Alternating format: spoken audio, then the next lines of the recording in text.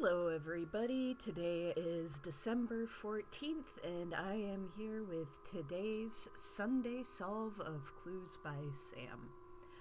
Tom the Builder in C4 is starting us off with the clue. Nicole is one of two innocents above Sophia. Nicole is here in B3, Sophia is in B4. So Nicole is innocent. And then we'll know that either Gus or Bobby are going to be innocent, but not both. Meanwhile, Nicole has just given us the clue. Everyone has at least two criminal neighbors. And so for this clue, we're going to want to look very closely at the corners. Okay, so the ones in the middle have 8 neighbors. Ones on the edges have 5 neighbors. Ones in the corners only have 3 neighbors. So if everyone has to have at least 2 criminal neighbors, then all the ones in the corner have to have at least 2 out of 3 criminal neighbors. Since we did just establish that either Bobby or Gus is innocent, Erwin does have to be a criminal. Ooh, column B is the only column with exactly 3 innocents. So if Nicole is innocent, then either Gus or Bobby is innocent. For there to be 3 in column B, then either Sophia or Wally is innocent, but not both. And that's going to tell us, since those two are next to Vicky, who is in a corner, Rose has to be a criminal. Erwin has exactly 3 innocent neighbors. Okay, Erwin is in A2. One of these is innocent. Nicole is innocent. So either Alice or Martin will be innocent, but not both. That said, we do have another corner we should look at here. Zoe, the teacher in D5, has 1 innocent neighbor revealed. So both Uma and Zena have to be criminals. So we're getting from Uma, Pam and Erwin have an equal number of innocent neighbors. We've already found out Erwin has 3, so Pam is also going to have 3. Pam is in D3 and has 1 innocent neighbor revealed. So of Olivia, Jason, and Kyle, 2 are going to be innocent and 1 will be a criminal. And then Zena gave us the clue. Tom and Bobby have an equal number of criminal neighbors. So Tom is right here in C4. 2 criminal neighbors revealed, and then gonna get 1 more from either Sophia or Wally. Tom could have a bunch more criminal neighbors here. But let's look at Bobby. Okay, so Bobby is up here in B1. And has 1 revealed criminal neighbor and 4 unrevealed neighbors with no clear pattern. So we know the minimum is 3. Bobby is going to have at least 3. So we're looking at 3 to 5 criminal neighbors then, which does put a maximum on Tom here, but I don't think we can narrow that down just yet. What we can narrow down is the last corner, Daniel in D1, because we know that of these 3, 2 are innocent and 1 is a criminal. Kyle and Jason cannot both be innocent, because then Daniel could have at most 1 criminal neighbor and everyone has to have at least 2. So we know that 1 of those is going to be innocent and 1 is a criminal.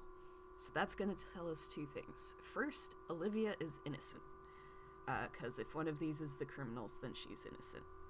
The other is that Carl is definitely a criminal, so that Daniel can have at least 2. So the new clues we're getting from them, first, only 1 of the 2 innocents in the corners is in column A. And the other is exactly 1 innocent in column B is neighboring Nicole, who, reminder, is in B3. Of those, I think we can more easily work with Olivia's clue. because that's telling us either Alice or Vicky is innocent, but not both in column A. So if Alice is a criminal and Martin is innocent, that would mean Vicky would have to be a criminal to give Rose at least 2 criminal neighbors, because Rose is only going to have one from Sophia or Wally, and so Vicky would have to be the second, but then we don't have any innocence in a corner. And so let's test out what happens if Alice is innocent. Martin has to be a criminal. Remember that Erwin has to have the 3 innocent neighbors, and either Bobby or Gus is innocent, which I realize the way I set that up is looking a little confusing right now. But anyway, if Alice is innocent and Martin is a criminal, then Rose does have 2 criminal neighbors, Martin and then either Sophia or Wally. So Vicky can be innocent. Theory could, or Vicky could be a criminal. And since only one in the corner can be innocent, Vicky does have to be a criminal. So yeah, Alice is innocent, Martin is a criminal, and Vicky is a criminal. None of those 3 are giving us any new hints, but that has taken out that column. Speaking of columns, if column B is the only column with exactly 3 innocents, column C has 2 innocents and 2 criminals revealed. So Jason can't be a 3rd innocent, because this is column C, not column B. So Jason has to be a criminal, which means Kyle is an innocent. And neither of them have clues for us either, but again, at least we have that nice and revealed now. That is also going to give us some more insight into Tom and Bobby having an equal number of criminal neighbors, because right now Bobby has 3 criminal neighbors revealed and can only have 1 more. So now Tom can't have more than 4 criminal neighbors, and is already looking to have 3, Uma and Xena, and then either Sophia or Wally. So either Zoe or Pam can be a criminal, but not both. Let's test whether it's possible for them to both be innocent. So if Pam and Zoe are both innocent, remember, there is another innocent in the corner, so from that, Daniel would have to be a criminal. Would be another knock-on effect. Also, if Tom only has 3 criminal neighbors, Bobby can only have 3 criminal neighbors, so Gus would be innocent and Bobby would be a criminal. Nicole only has 1 innocent neighbor in column B, so that would make Sophia a criminal and Wally innocent. So let's go through the clues and see if there are... Oh! Yeah, immediately we have a contradiction, because column D has 3 innocent neighbors, even though column B, or 3 innocents, even though column B is supposed to be the only one with 3 innocents.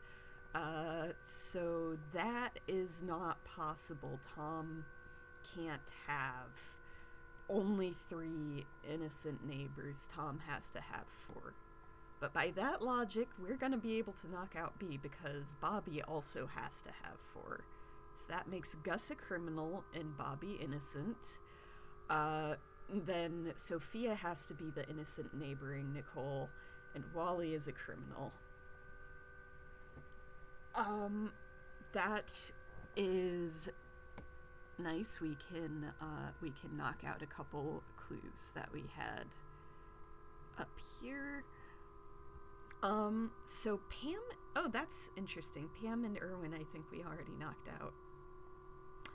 Anyway, so we need the corners. We need to have the right number of innocents. Everyone needs to have at least 2 criminal neighbors. Tom and Bobby, we've mostly solved, but I'll leave that up.